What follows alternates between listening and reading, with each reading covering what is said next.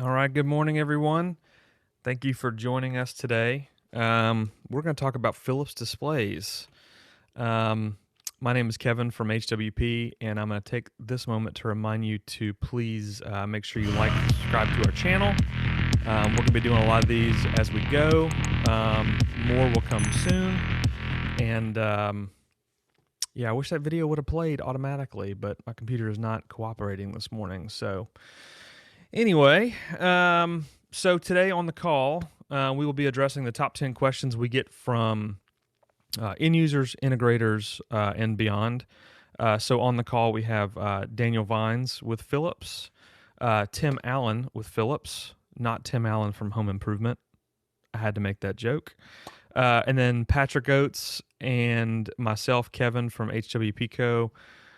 So we're here, and I'm going to go ahead and cut over to our videos here so you guys can see our pretty faces.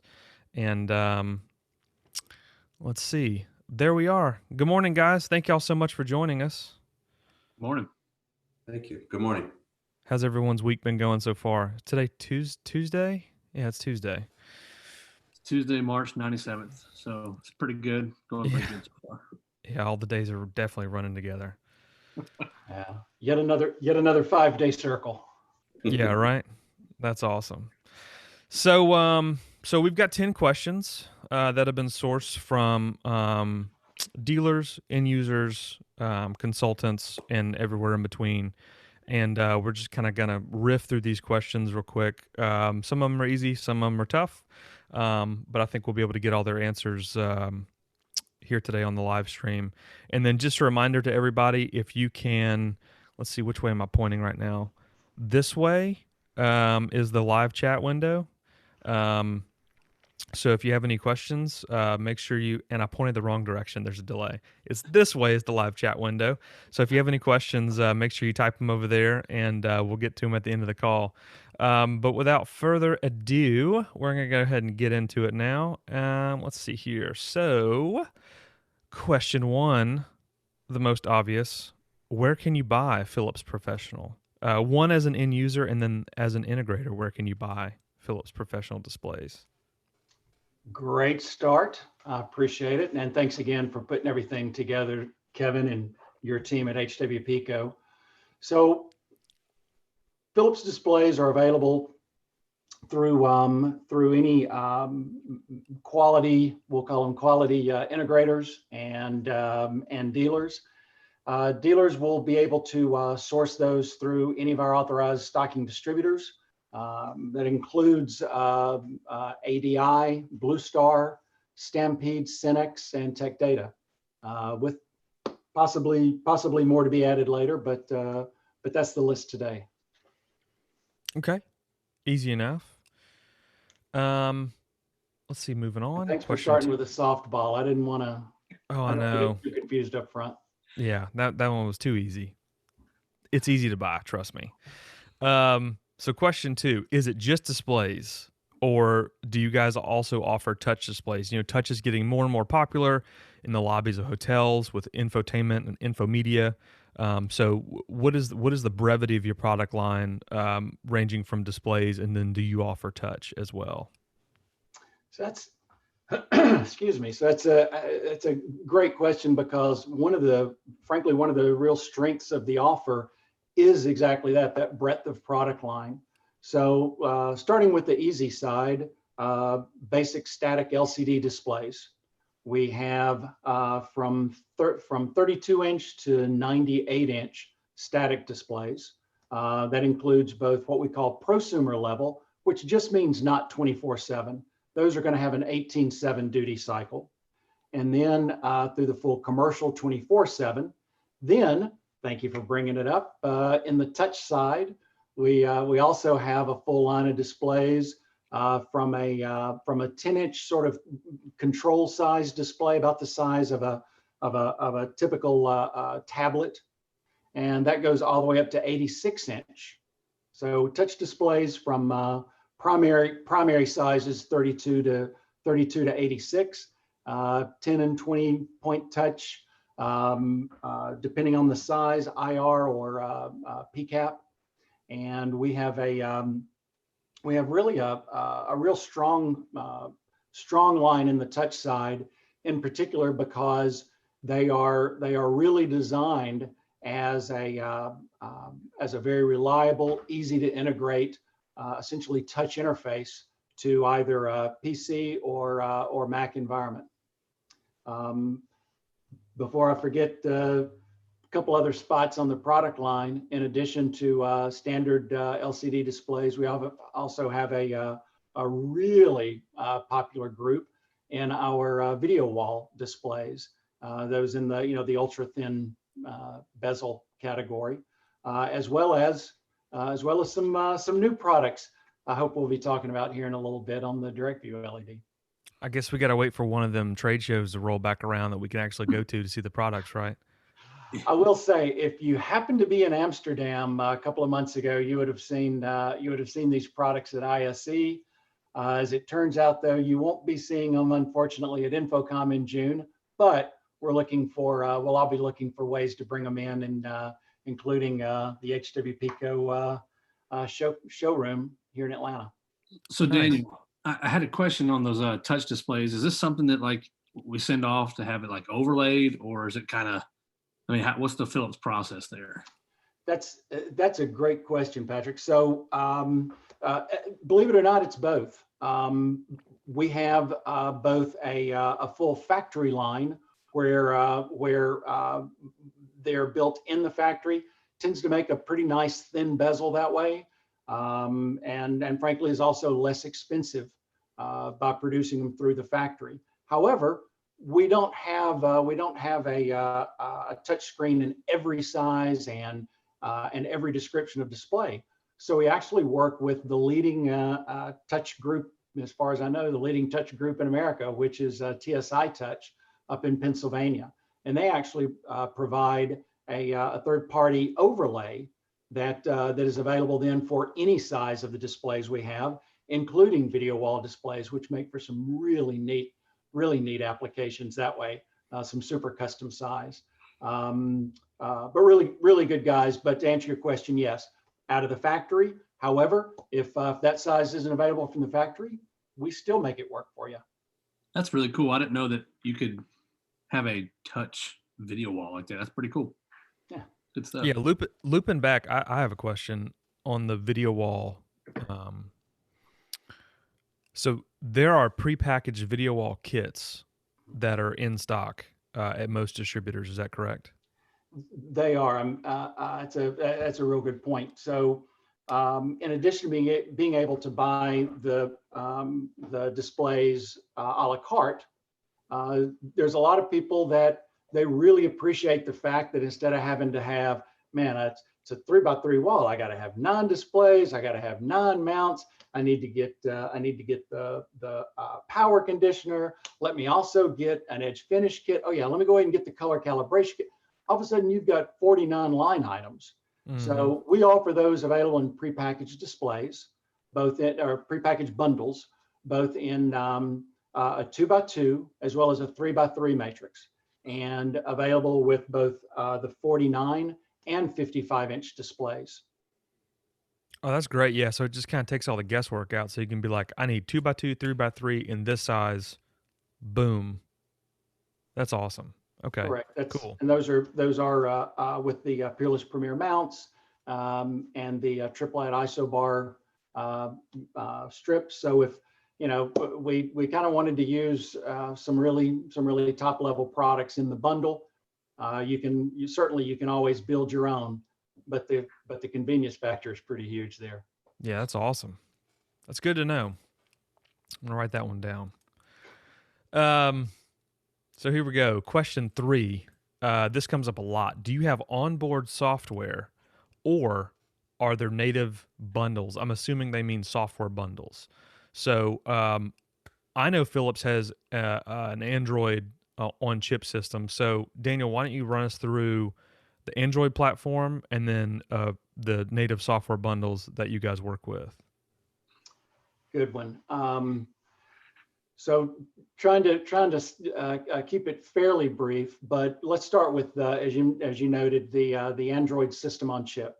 So our SoC is actually the most powerful in the industry. Not just the most powerful Android SoC, but actually of any provider. And we feel like that's important because by having both a quad-core processor and a separate graphics processor, it allows us to have literally as high a performance in 90% of the time as high performance as using a separate outboard media player. The advantage, of course, by using the internal, it's more reliable. It's a lot easier on deployment, both for the integrator and for the end user, and it's definitely a more reliable and less expensive setup that way. So the idea of using the onboard SoC instead of having to use an external media player is a big advantage. Of course, certainly you can use an external media player, and in some cases that can be really helpful, especially if you're adding control codes where you're trying to affect behavior across multiple displays with a single. There's always going to be times where an outboard media player will make sense, but the fact is, for 90% of the time, being able to use the onboard is a good solution for you. That leads then to who are our partners there? Literally dozens of tested partners. A bit of an overstatement, but it's almost as simple as saying if that CMS provider has an Android version of their software, it'll run native on our display. Now, there's always particulars. You want to make sure that it's because certain displays may have a different Android release than others. And just as a side note, the Android release that we have at production is the same one we keep. We don't do field upgrades on the or automatic updates of the Android release, and that's really at the request and behest of the software providers, because it makes for a more reliable deployment. You don't have to worry. Great news, you upgraded. Bad news, nothing works anymore, and that's something that really becomes an issue. So by keeping it that consistent release, it just makes for a more reliable deployment. The flip side of that is if someone requires the absolute newest version of Android, well, we need to make sure which display we deploy for that customer. Now, circling all the way over then to are there native software bundles that we provide? And conveniently, the answer is yes. So I mentioned that there's a ton of certified providers out there. A few folks that we were able to work with to put together some of these custom solutions. Currently, we're providing pre-bundled, so it's the display, the software already loaded on the Android SoC, already associated to that end user deployment. So it'll actually, when the dealer places the order, they'll include include the user information. So it's already assigned, so that when it's delivered to that site, it's literally ready to turn on. Yep, this is me. Boom, boom, and it's up and running. So it makes it super simple. We're currently offering those with, like I say, 3 providers. So two primary signage providers. And then one of them really specializes in conference room and scheduling. So if I start with that one, Meetio, Meetio, Meetio, one of the leaders in conference room scheduling. That comes pre-bundled on, I mentioned before, a little 10-inch, about the size of a tablet. So it's a 10-inch, 24/7 rated, ready to deploy as sort of that front end control outside of a conference room. You can with the built-in LEDs on each side, they'll show whether the room is occupied or available or soon to be occupied. Comes up yellow 15 minutes before the meeting starts. You can start a meeting from there. You can actually reserve a room from there. So it's a neat little setup. And again, that's with Meetio. Gotcha. 2 other companies that we're currently offering pre-installed licensing with. Navori. Navori is a neat company. One of the leaders out there. They have a real ability, not just for general deployments, but they do a great job of integrating with some of the third-party services and with IoT, so that if somebody's trying to integrate either with it's a restaurant, a QSR restaurant, and they want to interface with their point of sale system, which also has their inventory, so that if I run out of something, I don't want it showing up on my menu board. Navori makes that an easy integration. Another company, SkyKit. SkyKit was actually born out of the Google incubator, and SkyKit is really born in the cloud, if you will, and they do a great job of being able to do large-scale deployments. Again, with complete well, small or large-scale deployments, with everything hosted in the cloud. That was a long answer. I hope, did I hit on the high No, spot you're for good.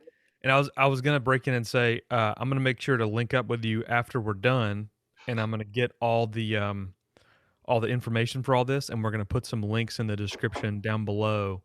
So if anybody wants more information on how this works with Philips, if you look below in like an hour, I'll have everything updated, and you can get all the information there. So we will be updating it, this living, breathing live stream.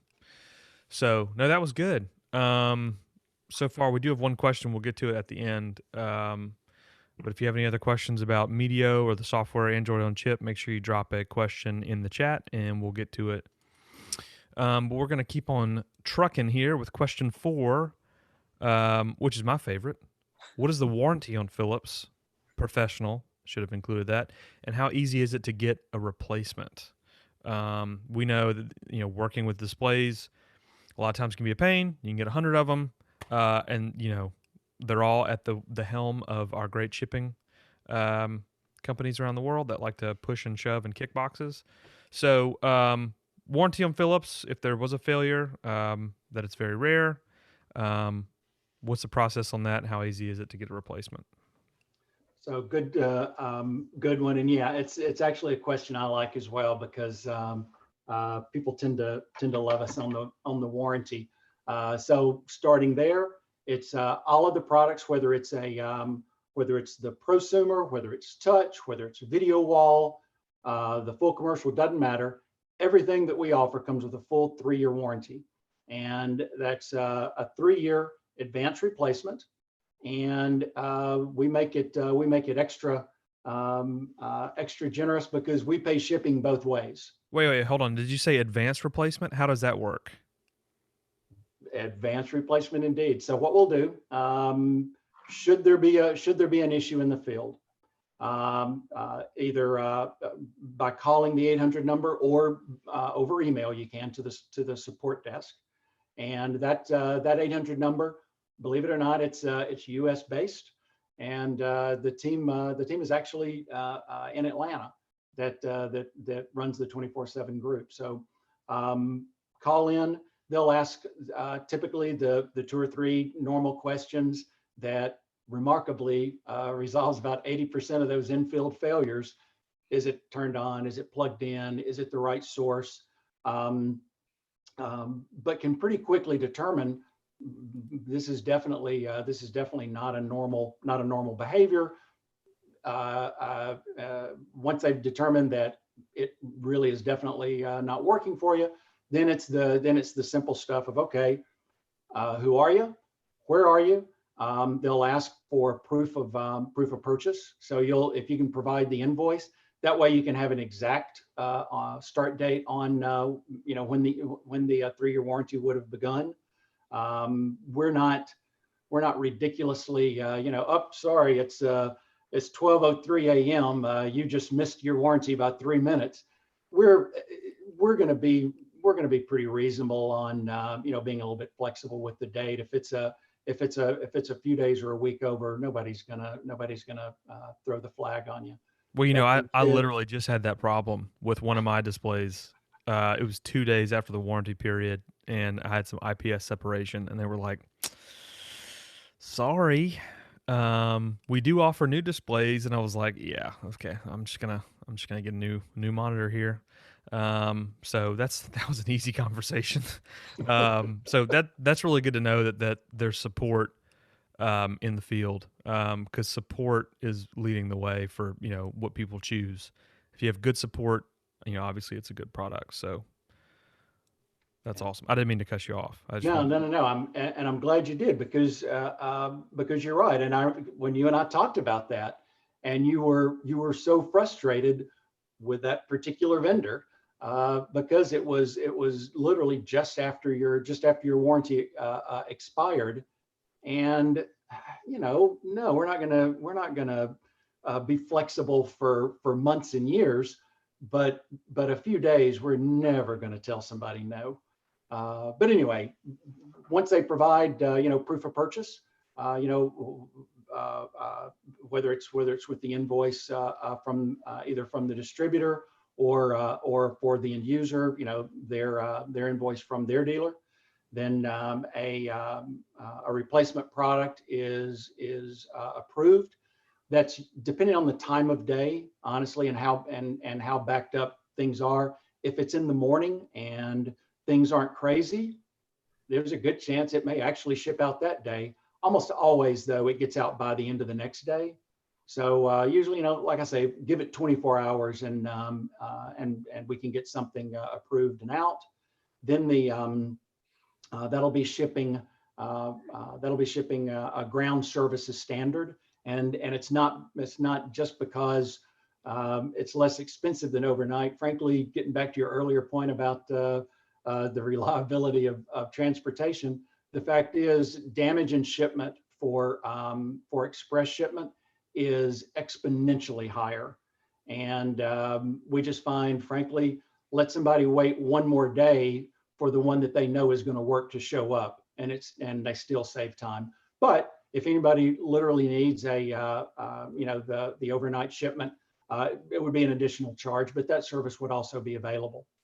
Those will be shipping. Actually, our replacement warehouse is here in Atlanta, so within the Southeast, 1 to 2 days for the shipping time. Yeah, that's huge. That's huge. Okay, well, good to know there. Let's see. Moving on. Question 5. This comes up a lot. This is a big one. Yeah, I mean, with displays, EOL end of life comes pretty quickly. So how often do you cycle out your display SKUs? How long are they around? What's the change cycle look like? If I buy something now, is it going to be obsolete in 2 months? Do you give an advance notice, or just kind of touch on how quickly you guys move, or if you don't move so quickly, or what's the best way to answer that question?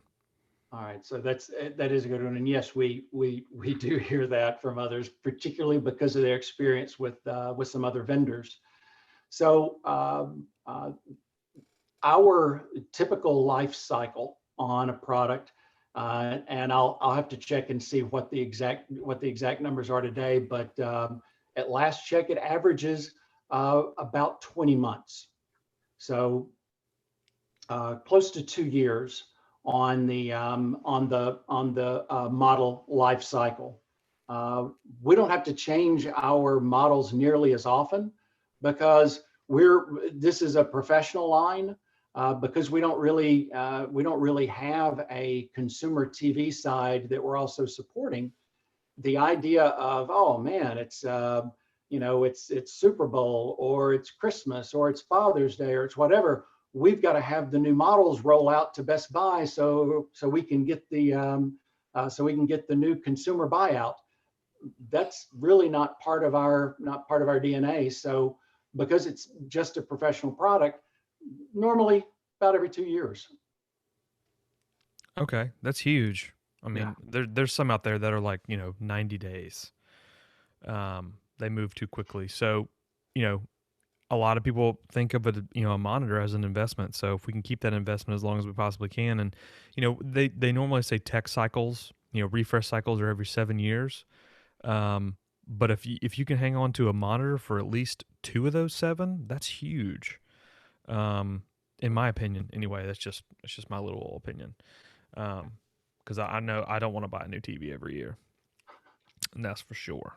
Well, and you certainly don't want to design a model into a project that you know is going to be 6 or 9 months away, and then now it's ready to move forward. Oh crap, those aren't available anymore. What do I do now? So Exactly.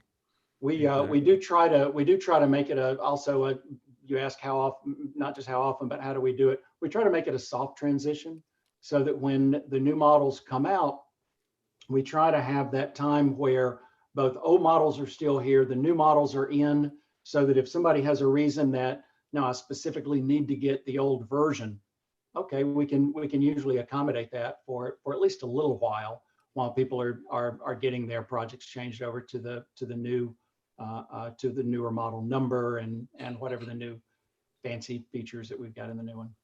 That's good to know. Um. All right. Cool. So just keep on cruising here. So we got. Let's go. Question 6. What is DVLED? And that is direct view LED. And yes, it exists in the Philips catalog. So I think we've got Tim Allen on the call today, and I think Tim, are you with the LED division or the LED team of Philips? Is that correct? I am. About a month ago, I was brought on as the Director of Business Development to support the sales channel as well as the team as we go forward with our new launch of LED products Awesome. here. Well, why don't you run us through what all direct view LED that you guys have, and maybe why it's different from somebody else? Well, I'd be happy to.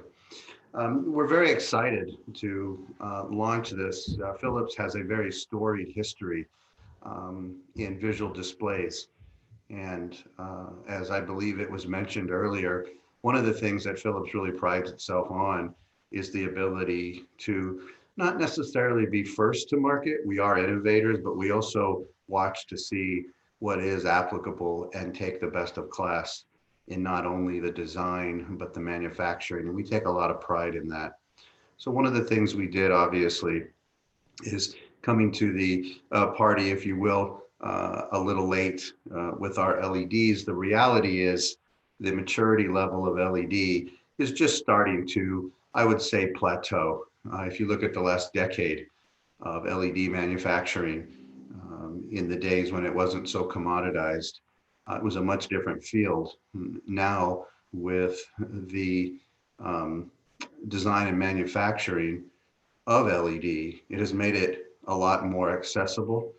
I like to say bringing pixels to the people. There's a lot of cool things and interesting things that we can do now. For instance, everyone has a front serviceable model.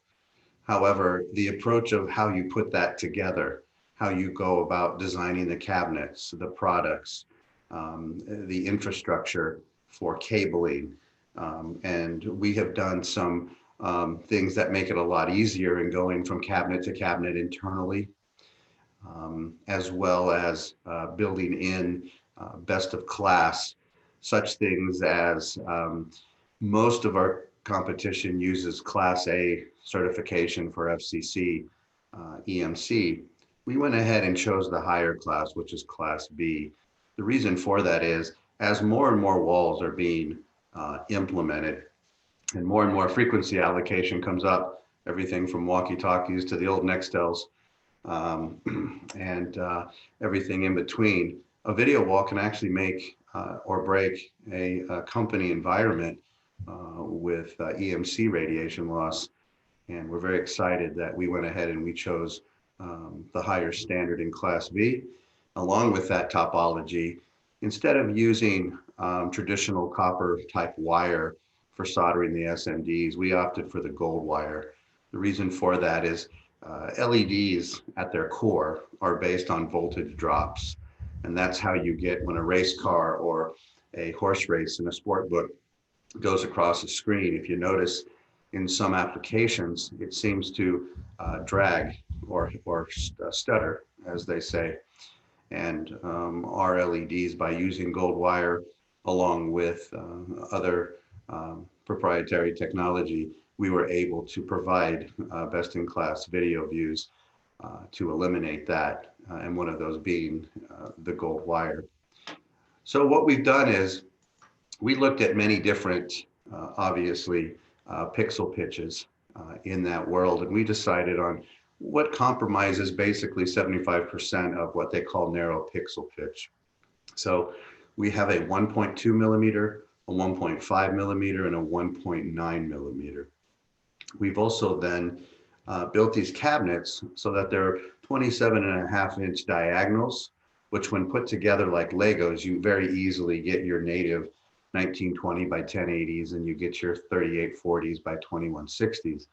As a matter of fact, we've also have put these into kits, which is very common now. So I think as Daniel had mentioned earlier, on the video wall side, in the LED world as well, you're able to just order the kit, so that if you need a 110-inch, 137, 165, you have an HD wall ready to go. That of course surpasses the 98-inch in the glass. So when you have a customer that has an environment that goes beyond what a typical large piece of glass can do, we have you covered as well. Then of course you get to native 4K, you get into the 220-inch, the 275, and then 330 for the 1.9 of 4K capabilities. We've partnered with Novastar on the processing side, as well as all of the standard favorites for frontline processing as well. So that means that we can work hand in hand with Crestron. We can work hand in hand with Analog Way and whatever type of 4K, 8K processing you have on the front end as well. We can definitely support you in that environment. So again, we're very excited to help you. And then of course, on your custom designs, I think the Comcast Center, think Salesforce lobby. Please give our friends at HWP Co a call. Myself, Daniel, we're always happy to talk about the cool projects, because these are just simply Lego building blocks that you can, I like to say we're just a canvas. And then of course the processing would be the paint, and your end customer gets to be the artist, and we're happy to be part of that. I like that analogy. That really brings it home. One question we do get a lot is, LED walls are difficult to quote. So what all do you need? If it's just a standard wall, do you just need, height and width for just a standard wall? Obviously the custom stuff, like, the Salesforce lobby with the waterfalls over the elevators is ridiculous. It's a complete custom job. But as far as a standard wall, what do you need? What information do you require to just kind of get a quote done? Sure. We appreciate that. I think the thing that helps the most is yes, knowing the size and scope of the wall they want to fill, but given that it's pixels filling the space, I always like to remind customers it's less about what wall can I put up there, because when you go with a 98-inch piece of glass, you're getting a 4K TV, or you're getting some sort of variation of that. You're not going to put up a 720p 98-inch screen. It's not sold. But with pixels, the cool part is when the customer comes to us, we get to understand what their vision is. We get to help them with what are they trying to put up there, because there's many different pixels that we can put into a given space, and being able to work with them and understanding how big is the wall. Are we trying to stay with standard video? Do we have custom? So there's just a few questions we need to help us understand how to help them when it comes to their vision. But beyond that, putting the quote together is a pretty easy process. We do partner with all the mainline framing companies at this time. Unlike the video wall series, we at this time don't have a set frame included, so they can go to the standard large ones that exist now, the large players that we're partnering with, and we'll be able to help them with that as well. Awesome. Well, if there's any questions about Direct View LED, make sure you drop it over there in the chat window. Or I know we have some other questions that we're rolling in via the Reddit post that we shared this on. So we'll Thank make sure you. we get to those at the end. But yeah, thanks, Tim. That was great. Um, all right, let's move right along. Question 7: where can I see Philips commercial in the wild? What and where are some notable Philips installations? I know we can't, divulge too much information with end user and non-disclosure agreements, but what are some of the more popular Philips display installations that you guys have done while working with Philips? That's a that's a good one because you're right. There's some cool ones I'd love for everybody to go in and see, but those do require permission that not everybody wants to give. So let's talk about some easy ones where anybody can see. So one of our largest global clients is Delta Airlines, and not only do they use them use displays in a lot of their internal business, but Delta is standardized on Philips displays for all of their flight information systems. So at every gate around the world, there's a display up there that says, when it's arriving, the boarding information, et cetera. And those are all Philips displays. The nice thing about that is it's allowed us to really get some great data on the long-term reliability of a lot of these displays. The downside of it is Delta doesn't replace anything until they absolutely have to. And so some of those displays let's just call them classics. And you might notice that sometimes if you go into an airport and you notice that when you look up to check your flight and it's got this giant 2 or 3 inch bezel all the way around the display and a huge Philips logo at the bottom. It's sort of a mixed blessing. On the one hand, it's not the most attractive, stylish look. On the flip side, it's probably been there for 7 or 8 years. So running 24 hours a day, every single day, unless there's been a power outage at the airport, it's never been turned off. And that in itself is a real commitment to the reliability on the products. But as far as some other places you can see, not only now some of them actually, here's one that almost everybody has seen, they just didn't necessarily know it. So for several networks, including ESPN, actually, when they have the video wall behind the talent, those are actually Philips video wall displays. Most, and I don't know the exact numbers, but I think we are definitely over 50% now. Most local TV stations that in their newsrooms have the video wall behind them, those are actually Philips displays for a lot of those sites. So can't necessarily tell you exactly which WBR whoever, but certainly you can see them there. But another great place to be able to see them in the wild and to get a full variety is actually at the HWP office. The new lobby area that you guys have put together makes for a great showroom for us, and is really now our East Coast best showroom. Yeah, and if anybody would like to come visit our main office, it's in Atlanta, right outside of Atlanta in Duluth. Just shoot an email to info@hwpco.com, and we'll see when we can get in there and accommodate you. And I'd willing to say that we'd let you in now, as long as you stand 6 feet apart, or we can just kind of like let you in. You can kind of peruse around. But I guess we'll navigate those uncharted waters when it comes to it. But yeah, we do have a bunch of the displays, and they all look really good at the office. So I'll put some more information in the description below. Okay, thanks, Daniel. Question 8, we're in the home stretch here.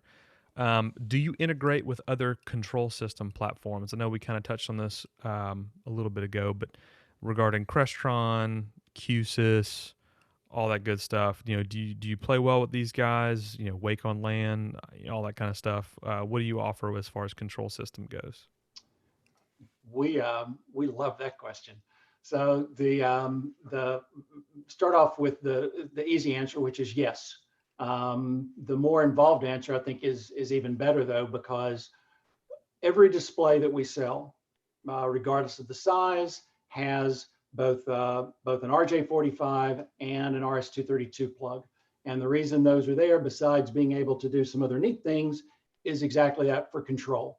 And not only do all of them have the control capability, they all use the same control codes.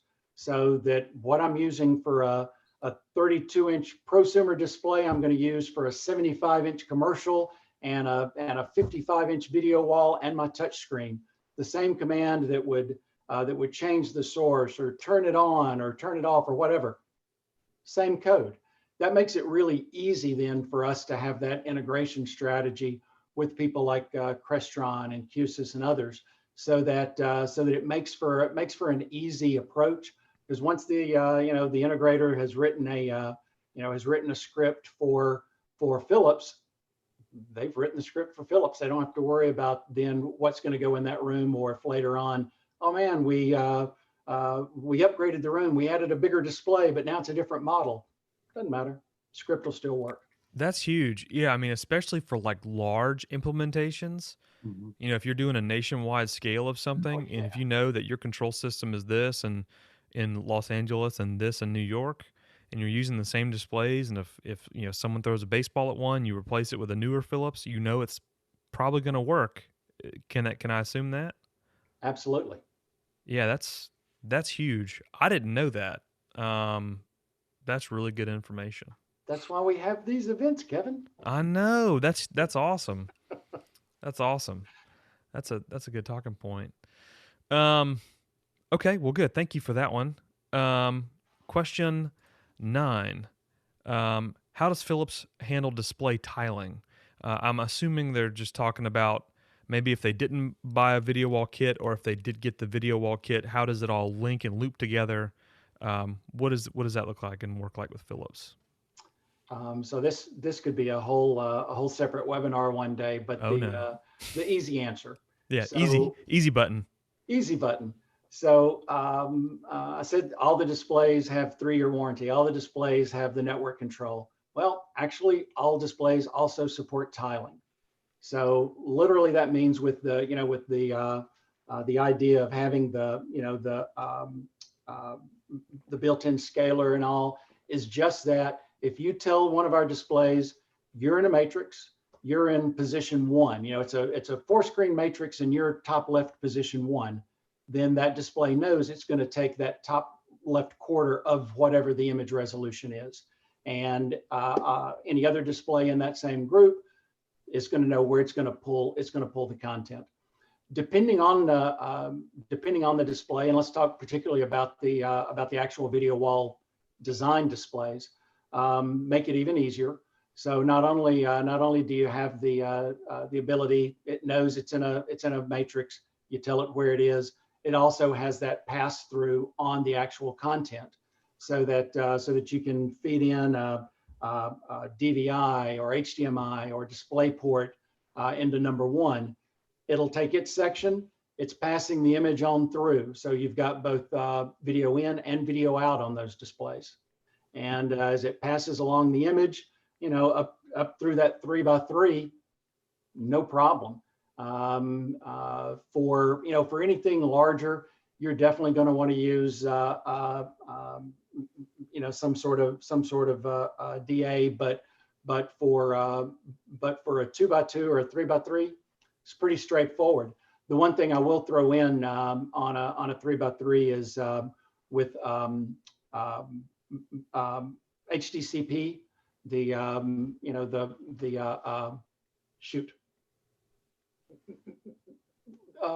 not security, what do you call it?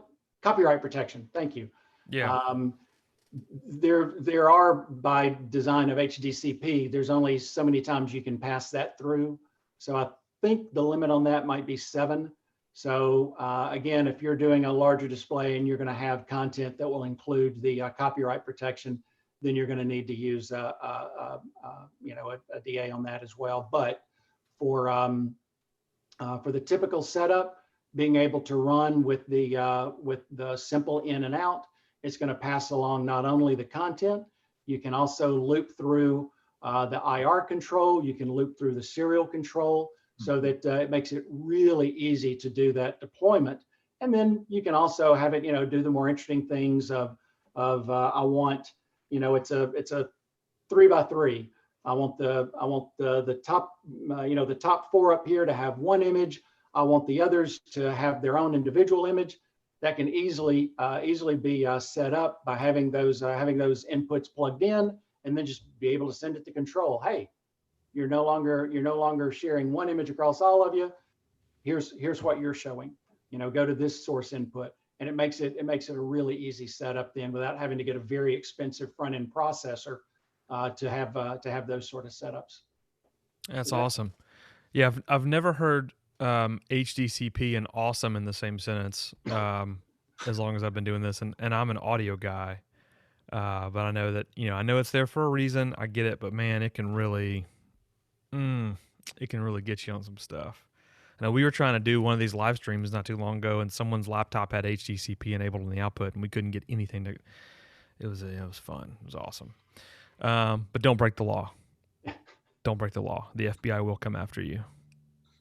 All right. So, last question here, and then we'll get to some of the questions that were asked in the chat. Does Philips have a professional display with a tuner? We don't get this one a whole lot, but occasionally there's somebody who maybe doesn't have a cable box, or they just want to use local TV. Do you offer that? How many sizes do you maybe offer it in? I know it's probably gonna be a limited product, but just touch on that just for 30 seconds or a minute if you could. I'll keep it short, and in part because the answer right this minute is no. However, that's actually one of the products that we did show at ISE. It's really sort of a business TV. It's for, just like you described, and the most common projects we've seen this come up in are like luxury suites in a stadium, where it's a distributed RF signal, and they actually do need a tuner. And in those cases, this will actually give you an option on that. It's sort of a light duty commercial for that reason, because it is more of a television than a professional display, but it is at least a professional television. So look for those. Look for those. Should be available in North America in July. So we'll bring you more details on that when available. Okay, great. Well, that's it for the top 10. We did have a couple questions come through. So if you have any more, now's the time to drop them in the chat window. But we'll riff on this first question here. And this is kind of a loaded question, but what makes a professional display different from an off-the-shelf consumer display? Assuming something you could just walk into Best Buy or Walmart and just buy a TV. What are the main, let's say like let's keep it to the three main differences that separate them from a consumer display? All right. I'm probably going to go beyond the 3 only because take as many as you need. We've talked about a couple of those already. If you think about and I know certainly a lot of integrators get this question on, man, my customers just saying they want to put it, they saw the $500 TV at Costco this weekend. Now they're wondering why they've got to, spend $800 or $900 for the professional version. Well, a couple of quick reasons for you. To hit them quick, high level, we've already talked about a couple of these already. Warranty. So professional display, that's a 3-year advanced replacement warranty for being used in a commercial setting. A consumer TV is designed for much lighter duty. Not only not designed for that commercial deployment, it's not even warranted for that commercial deployment. So it actually voids the warranty when you take a home product into an office or corporate setting or into a commercial setting like that. So that's of concern. Control. We talked about Daniel, even the 1 year warranty. Sorry, I just want to make sure I understood that. So you're saying even like the 1 year warranty that comes with the Best Buy TV is voided if I hang it up at the office or, in a professional environment? So this is the part where I get to say, hey, I'm no lawyer, but typically the way that a consumer warranty is written, and if you ever read those many pages of fine print that none of us do, one of the things that it always talks about is basically appropriate use, and a consumer product literally is designed for home use. So in most cases, and again, we can certainly pull up the particulars, but for the vast majority of the TVs that you're ever going to find in any consumer store, those, because they are a consumer product, they will have explicitly written, void when used in a commercial setting, or void when used outside the home. Okay. So yeah, they'll literally say it, whether it's a 90-day or a 10-year warranty. Well, Wow. because they don't have a 10-year warranty, but you know what I mean. Yeah. Slight exaggeration. But yeah, so that's a real good point, and that kind of ties over actually. There are insurance riders in some cases where corporate insurance will specifically call out, this is the rules under which we're covering this place of business, or this school, or this setting, and they will typically call out what's appropriate for use there, and in some cases it will specifically say use of consumer products is prohibited. Yeah. With the idea that if something, because it wasn't designed for use there, and it starts a fire or something, the insurance company says, not my fault. Makes sense. So, it's not a joke. It's something you actually do need to double check. Besides the fact that it's not designed for that use, it's not gonna last as long. Well, it can also have some unintended consequences if things went particularly bad. Yeah, and speaking of lasting as long, I don't, consumer TVs. Forgive my ignorance again. I'm an audio guy. I'm doing video kicking and screaming here, but the duty cycles on consumer grade TVs are not rated for like 24/7 stuff, right? So they're gonna die a lot quicker. Yeah, as I assume. It's both how people use it and frankly how it's sold. It's sort of a dual setup. There's not just, oh, it's a different name, it's a different model number. That's the only difference in one or the other. Not the case at all. So to hit on a couple of them, one of them you mentioned, which is key, which is the duty cycle. I think the standard home duty cycle is considered 4-6. The last I read, it can vary from company to company, but bottom line, not only not designed for 24/7, designed for what most people would be their average TV watching, except for these days, which is a few hours a day. You start running it 24/7, it absolutely will not last, because you've got different components that are used. Not only the design of the screen lifetime, the power supply, a lot of the other components. The way that you're able to have a large format TV on that Supercell at Thanksgiving for $99. Well, I mean, that's not by magic, man. It's they're cutting cost anywhere they can on that, and the easy place to cut it is in the components. So it's not as bright.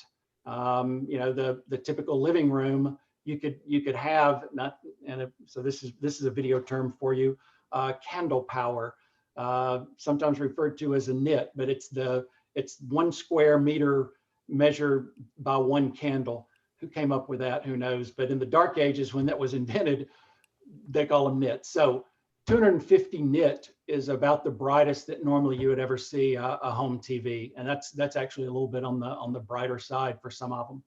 The least bright commercial display is about 350 nit, so literally 50% brighter, and it goes up from there. In brightly lit lobbies or the conference room that has that wall of windows on the side. 500 nit may or may not be bright enough. In a retail location, that's near the front windows and everything, 700 nit is what most integrators will use in a setting like that, because anything less, frankly, it's hard to read. One last thing then I'll set on control. We talked about that a while ago. You don't normally have control in consumer TVs. You don't normally, certainly don't have the ability to do this sort of consistent control across an entire deployment. That also kind of carries over into the security side. You can't do things like be able to limit someone's ability to switch sources. So, there's sometimes some compliance issues that come in around that, because there's always some little 12-year-old, either physically or mentally, that, man, wouldn't it be funny if we came in and we plugged this in the USB port and ran? Well, it's not only not very funny, it can actually be really really challenging, especially if that 12-year-old is a disgruntled employee, and now all of a sudden you've violated all kinds of stuff within the office space. So long and the short, there's just a lot of risks associated with something that, over even the standard, forget the fact that we've got 4- and 5-year warranties available.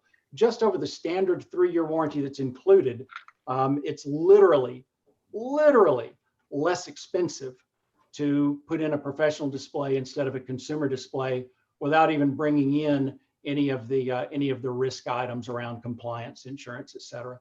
That was a much longer answer than you were looking for. I apologize, but No, that is all good to know. Yep. I knew a little bit of that, didn't know all that. So that is all really good information.